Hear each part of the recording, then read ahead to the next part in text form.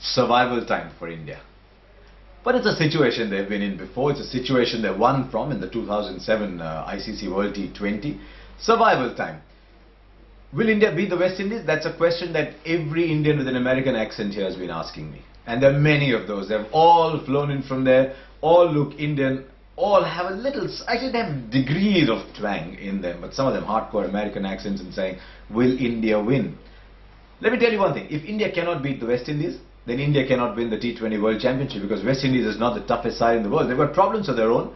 Kemar Roach is there, Dwayne Bravo is there, is desperately out of form, Jerome Taylor, they can bounce them out, because now the big word is bounce India.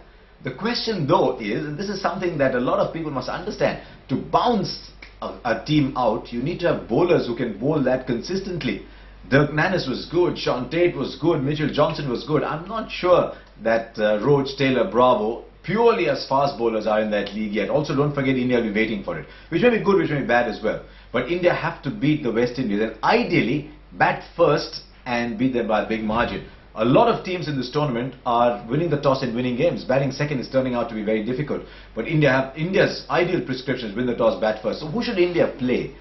I'm not sure what Ravindra Jadeja's mental makeup is at the moment, so it might well be a good idea to leave him aside and either play a Vinay Kumar or a Piyush Chawla in his place. I don't think Yadav is going to get here in time. He might have been good actually. Unleash him, tell him to go and bowl quick. But what a warning. Umesh Yadav is not Sean Tate. Umesh Yadav is not Brett Lee. He's not going to come in and bowl 150, 155. He's a good bowler. But we need to qualify that. I think India should win against the West Indies. But if they do win, if they do pick up the points, they'll all sit there and watch Australia versus Sri Lanka. These are two teams with the points. Not just that, these are two teams with astonishingly high net run rates, because both the first round games were very one-sided. So from India's point of view, what India need is for any one of the teams to win and then go on and win the next one, so that one team gets stuck with a win. But irrespective of whether Australia win or Sri Lanka win, they want a one-sided game, so that the net run rate for the team that loses comes back to normal, acceptable levels.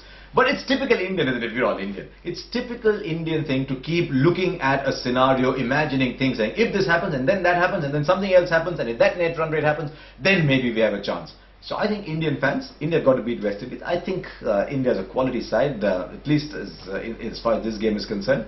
And I just think Australia have the firepower to beat Sri Lanka. Sangakkara has come back in form, but far too much depends on Jayawardene. I don't think Sri Lanka have the caliber thereafter to play at a consistently high level. So I'm saying I think India will beat the West Indies, but I also think Australia will beat Sri Lanka.